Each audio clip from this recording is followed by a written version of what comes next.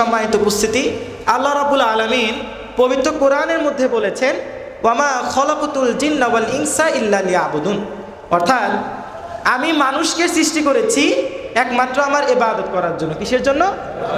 ইবাদত করার জন্য। কিন্তু প্রশ্ন হচ্ছে, খাওয়া দাওয়া করার নাম তো ইবাদত না? ইবাদত?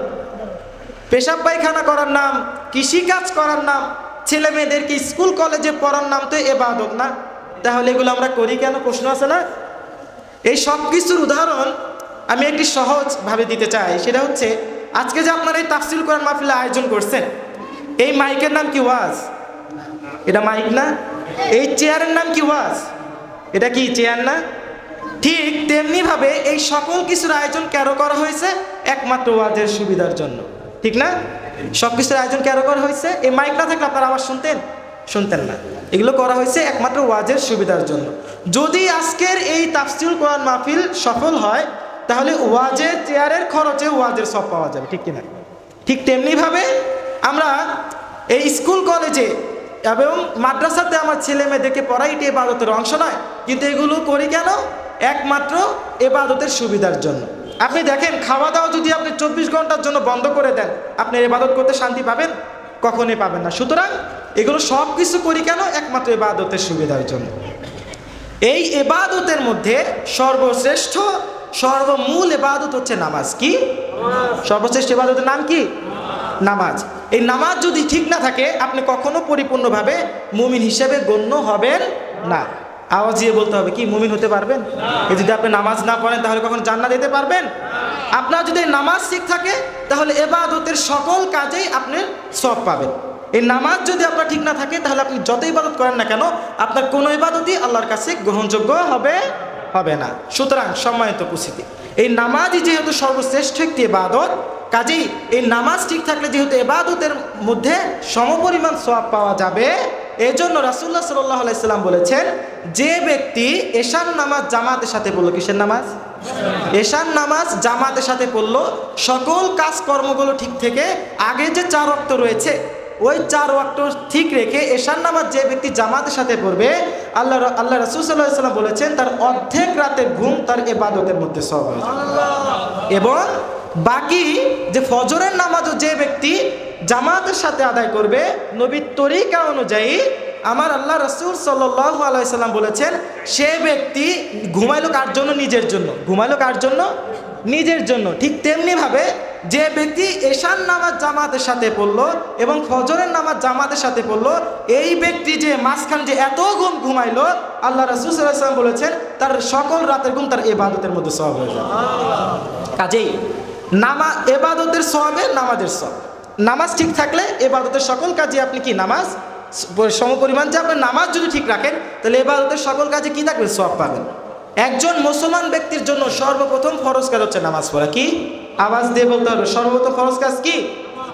আর এই নামাজটা কাকে বলে? নামাজটা কি? নামাজটা হচ্ছে নির্দিষ্ট সময়ে বিশেষ কিছু আহকাম আরকান পালনের মাধ্যমে যে ইবাদত করা হয়, সেটির নাম কি? নামাজ। সেটির নাম কি? এই নামাজটা আল্লাহ রাব্বুল আলামিন আমাদের উপর ফরজ করেছেন। কি করেছেন? আল্লাহ রাব্বুল আলামিন সূরা নিসার 103 নং আয়াতের মধ্যে বলেন, বিসমিল্লাহির রহমানির রহিম, ইন্নাস সালাতা কানাত আলাল মুমিনিনা কিতাবাম মাওকুতা। অর্থাৎ নিঃসন্দেহে নিশ্চয়ই একজন মুসলমান মুমিনের উপর যথাসময়ে নামাজ পড়া ফরজ। কি? যথাসময়ে নামাজ পড়া। একজন মুসলমানের পরিচয় হচ্ছে নামাজ। কি? একজন মুসলমানের পরিচয় কি? নামাজ। দাড়ি টুপি আলা পায়জামা পাঞ্জাবি পরা, এটা কি অন্য ধর্মে আছে না? হিন্দু ধর্মের লোকরা কি পায়জামা পাঞ্জাবি পরে না? কাজেই মুসলমান ব্যক্তি, সে যে মুসলমান, একজন মুশরিক এবং কাফেরের মাঝে যে তার পার্থক্য রয়েছে, এটা বোঝা যাবে তার নামাজ দ্বারা। কিভাবে? আল্লাহ রাসূল সাল্লাল্লাহু আলাইহি সাল্লাম বলেছেন, ইন্না বাইনার রাজুলি ওয়া বাইনাশ শিরকি ওয়াল কুফরি তারকাস সালাহ। অর্থাৎ একজন মুসলমান, একজন মুমিন বান্দা এবং কাফের মুশরিকদের মাঝে পার্থক্য হচ্ছে নামাজের মাধ্যমে। কাজেই আপনি যদি নামাজ না পড়েন, কখনো মুসলিম হিসাবে গণ্য হতে পারবেন? নামাজটি কি আমাদের জন্য গুরুত্বপূর্ণ না? কিভাবে বুঝলাম? আল্লাহর এই নামাজের যে এত গুরুত্ব, আল্লাহ রাব্বুল আলামিন পবিত্র কোরআনের মধ্যে নামাজের গুরুত্ব 80 বারের মতো উল্লেখ করেছেন। সুবহানাল্লাহ বলেন সকলে, আর আওয়াজ দিয়ে বলেন সুবহানাল্লাহ।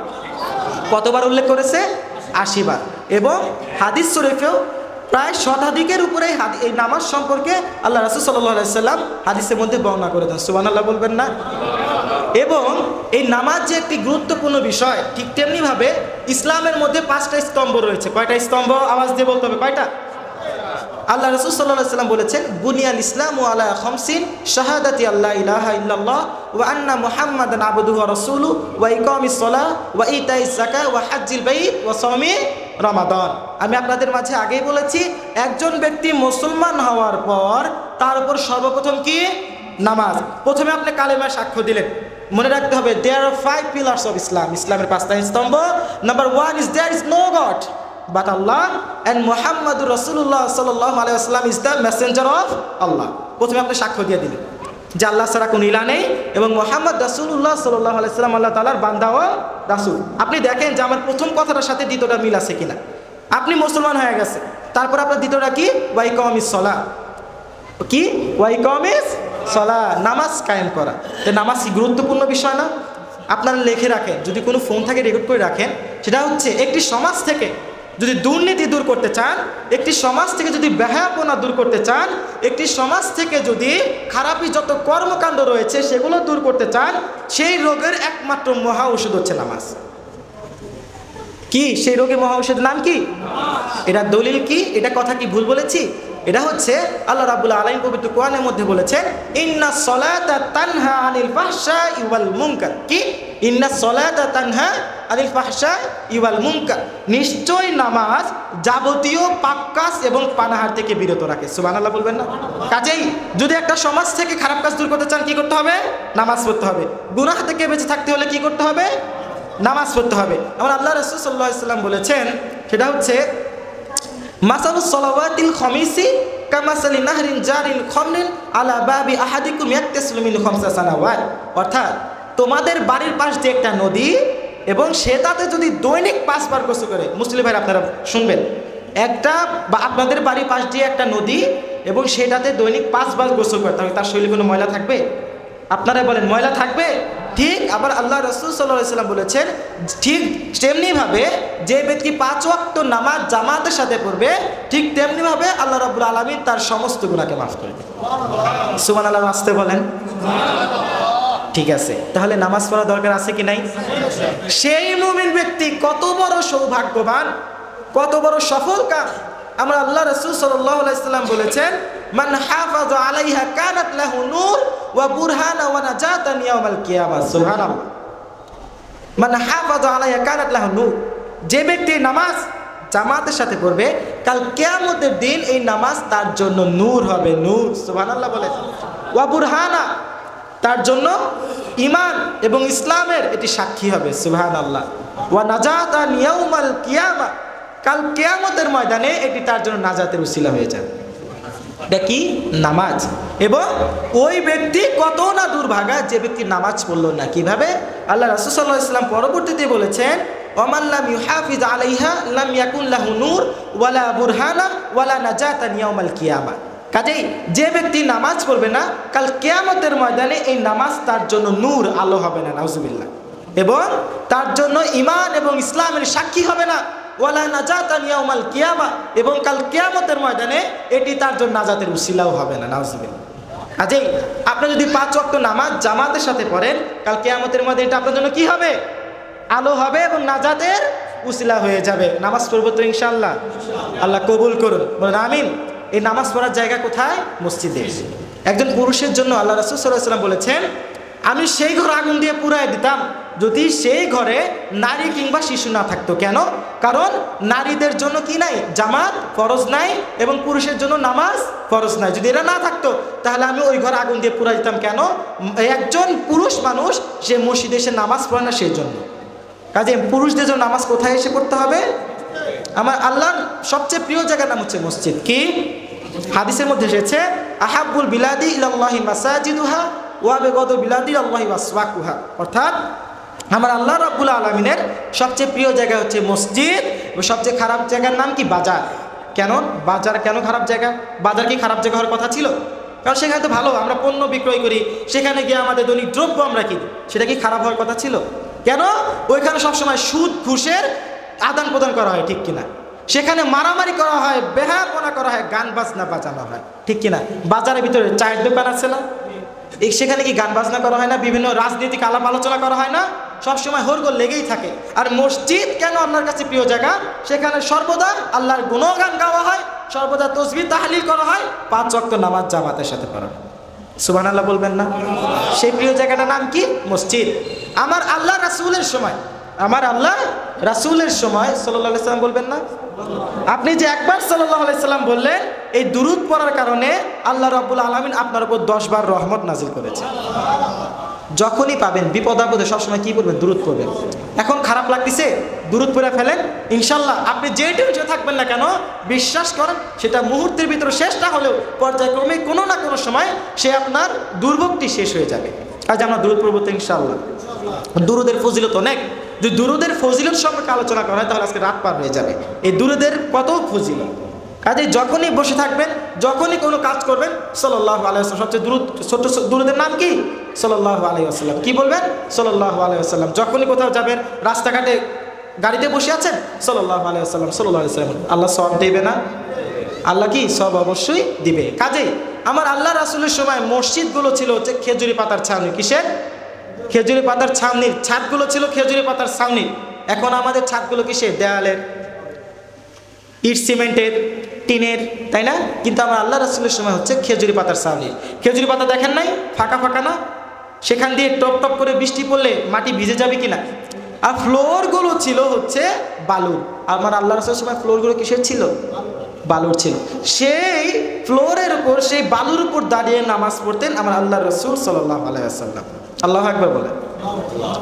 যখন সেখানে যখন সেই জমানায় যখন আল্লাহ রাসূলের সময় যখন বৃষ্টি হতো, তখন সেই খেজুরের পাতার ছাউনি ভেদ করে টপ টপ করে পানি পড়তে হচ্ছে সেই বালুর উপরে।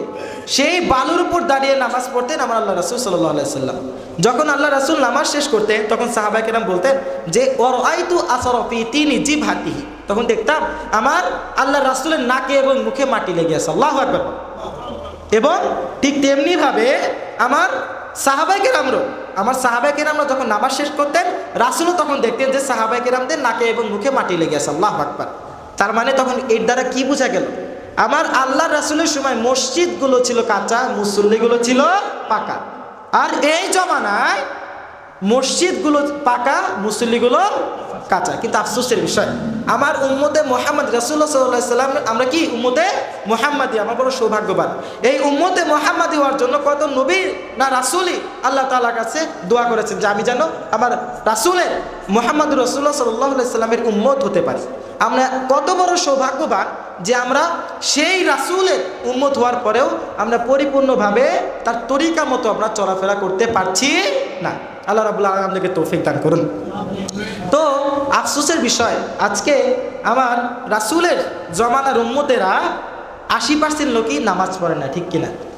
নামাজ না পড়লে কখনো জান্নাতে যেতে পারবেন? আওয়াজ দিয়ে বলেন না কেন, জান্নাতে যেতে পারবেন? আল্লাহ রাসূল সাল্লাল্লাহু আলাইহি ওয়াসাল্লাম বলেছেন মিফতাহুল জান্নাতিস সালাত, নামাজ বেহেশতের চাবি। একটি উদাহরণস্বরূপ আমি বলতে চাই, আপনি কোনো একটি জায়গায় গেলেন, কোনো একটা জায়গায় আপনি গেলেন, তো যাওয়ার পথে সেখানে আপনার চাবিটা যদি আপনি রেখে আসেন, পরবর্তীতে যখন আপনার ঘরে ফিরে আসবেন সেই তালাবদ্ধ ঘরটি আপনি চাবি না থাকলে খুলতে পারবেন? এর পুনরূপ বিকল্প কি? আপনাকে নয় তালা ভাঙতে হবে, নয় যেখানে ছিলেন সেখান থেকে চাবি নিয়ে এসে সেই দরজাটা কি খুলতে হবে। তারপরে আপনি কিসের ভিতরে ঢুকতে পারবেন? রুমের ভিতরে আপনি তাছাড়া ঢুকতে পারবেন না। জান্নাতের দরজা আপনি খুলতে পারবেন? নামাজ যদি না পড়েন জান্নাতের তালা আপনি ভাঙতে পারবেন? কখনো সম্ভব? কখনো কি সম্ভব? কখনোই সম্ভব না। কাজেই আমাদেরকে কি করতে হবে? নামাজ 5 ওয়াক্ত জামাতের সাথে পড়তে হবে। পারবো তো ইনশাআল্লাহ? কাল কিয়ামতের ময়দানে সর্বপ্রথম নামাজের হিসাব হবে কিসের? আল্লাহ রাসূল সাল্লাল্লাহু আলাইহি ওয়াসাল্লাম বলেছেন আউয়ালু মা ইউহাসাবু বিহিল আবদু ইয়াউমাল কিয়ামাতিস সালাহ, কাল কিয়ামতের দিন সর্বপ্রথম নামাজের হিসাব হবে কিসের?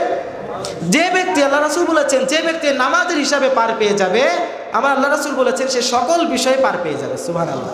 এবং যে ব্যক্তি যাতে পার পেয়ে যাবে ফাইন সলহাত ফাকাদ আফলাহা ওয়া আনজাহ, তার জান্নাতে যাওয়ার পথ আর কেউ আটকাতে পারবে না। কাজেই আমরা নামাজ পড়বো, পারবো? বারবার বলতেছি ভাই আমরা নামাজ পড়বো। আপনারা দেখেন প্রত্যেক জিনিসের একটি উপাসনালয় রয়েছে। যেমন হিন্দুদের মন্দির রয়েছে, তাই না? খ্রিস্টানদের আবার বৌদ্ধদেরও তাদের নির্দিষ্ট উপাসনালয় রয়েছে, কিন্তু মুসলমানদের উপাসনালয়ের নাম কি? মসজিদ। কি? মসজিদ। এই মসজিদটা আমাদের দরকার আছে না? একটু ভালোভাবে আল্লাহর ঘরটাকে গুছানো সাজানো, এটাকে আমার দরকার আছে না? কিন্তু আফসোসের বিষয়, সবচেয়ে আজ অবহেলিত হচ্ছে আমার আল্লাহর ঘর, ঠিক কিনা? আমাদের নিজেদের ঘর দেখেন, টাইলস করা, কত সুন্দর দালান করা, 3 তলা 4 তলা 5 তলা 10 তলাও আছে না আমাদের বাড়িগুলো এমন, কিন্তু আল্লাহর ঘরটা আজকে আপনারা নিজেরাই দেখতেছেন এই ঘরের অবস্থাটা কি।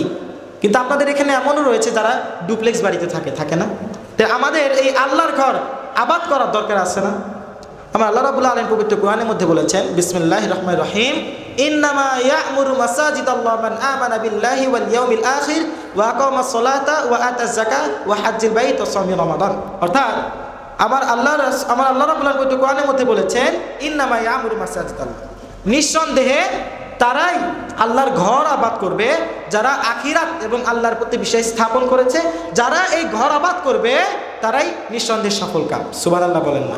তারাই হেদায়েত প্রাপ্তদের অন্তর্ভুক্ত। কাজেই আমার আল্লাহ রাসূল সাল্লাল্লাহু আলাইহি ওয়াসাল্লাম আরো বলেছেন হাদিস শরীফের মধ্যে, মান বানা লিল্লাহি বাইতান মিন মালিহি বানাল্লাহু লাহু বাইতান ফিল জান্নাহ। বলেছেন যে ব্যক্তি নিজ অর্থ খরচ করে, নিজ অর্থ খরচ করে মসজিদের জন্য একটি কি করবে? মান বানা লিল্লাহি বাইতান মিন মালিহি, আল্লাহর ঘর নির্মাণ করবে, আল্লাহ রাব্বুল আলামিন জান্নাতে তার জন্য একটি বালাখানা তৈরি করে দেবেন। সুবহানাল্লাহ। কাজেই আপনার পক্ষে একটি মসজিদ দেওয়ার সামর্থ্য নাও থাকতে পারে, তাই না? আপনার পক্ষে একটি মসজিদের সম্পূর্ণ কাজকর্ম করে দেওয়া নাও সম্ভব থাকতে পারে। আপনি একটি ইট দেন, এক গাড়ি ইট দেন, একটি বালু দেন, পারা যায় না? একটি লাইট দেন, যায় না? একটি ঘড়ি দেন, কি অভাব আছে? দেখেন না, কয়েকজন মিলে করেন না, তাহলে কি আল্লাহ সওয়াব দিবেন না? কাল সেই কবরের ময়দান, সেই কবর একটি জায়গা যেটা হচ্ছে সাপ বিচ্ছুর জায়গা। কবর কিসের জায়গা? সাপ বিচ্ছুর জায়গা। কবর একটি অন্ধকারের জায়গা। সেখানে আপনি যদি নামাজ না পড়েন আপনি কখনোই জান্নাতে যেতেই পারবেন না। কবরে আপনার 3টা শাস্তি হবেই হবে। কয়টা শাস্তি? 3টা শাস্তি। তার মধ্যে 1 নাম্বার শাস্তি হচ্ছে, আপনি যখন কবরে যাবেন, কবর আপনাকে এমনভাবে চাপ দিবে, এই বাম পাশের হাড্ডি ডান পাশে চলে যাবে, ডান পাশের হাড্ডি বাম পাশে চলে যাবে। কবর কত ভয়ানক জায়গা! আপনি কবরের উপরে আপনি মাটির উপরে চলাফেরা করতেছেন, জমিনের উপরে চলাফেরা করতেছেন, কবরে মাটির কি কষ্ট হচ্ছে না? আপনি যদি পাক পবিত্র সেই নামাজিওয়ালা, সেই আল্লাহর মুত্তাকি বান্দা যদি আপনি না হয়ে আপনি যদি সেখানে প্রবেশ করেন, মাটি কি আপনাকে ছেড়ে দিবে? কবর আপনাকে ছেড়ে দিবে? আমল কতটুকু করতে হবে?